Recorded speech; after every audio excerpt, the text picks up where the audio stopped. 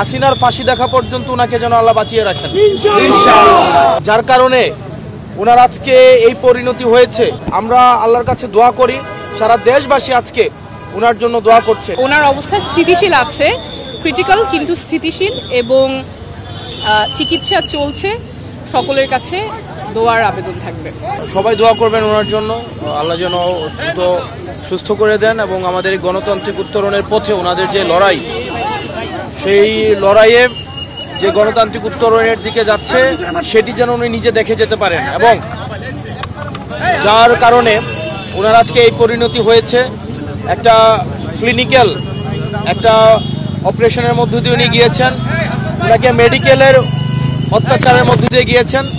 আমার মনে হয় আল্লাহ ওনাকে হাসিনার ফাঁসি দেখা পর্যন্ত ওনাকে যেন আল্লাহ বাঁচিয়ে রাখেন ইনশাআল্লাহ। ওনাকে সেটি দেখে যেতে আল্লাহ যেন এত ওই জিনিসটা ওনাকে দেখায়, যার কারণে ওনার আজকে এই পরিণতি হয়েছে।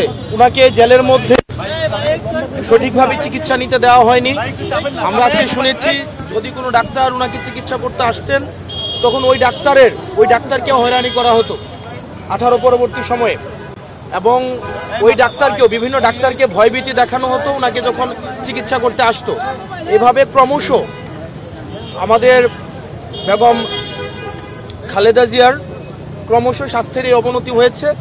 আমরা আল্লাহর কাছে দোয়া করি, সারা দেশবাসী আজকে ওনার জন্য দোয়া করছে। সারা বাংলাদেশের প্রত্যেকটা প্রান্তে প্রত্যেকটা দলের মানুষ, মতের মানুষ, ফেসিবাদ বিরোধী প্রত্যেকটা রাজনৈতিক দলের মানুষ, পৃথিবীর সবাই ওনার জন্য দোয়া করছেন।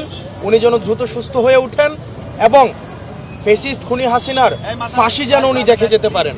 এটা হলো ওনার অবস্থা ক্রিটিক্যাল, আর এটা হলো বাট স্টেবল, কিন্তু উনি কমিউনিকেট করতে পারছেন, অর্থাৎ ওনাকে যে ডিরেকশনটা দিচ্ছেন ডক্টরসটা সেটা উনি নিতে পারছেন।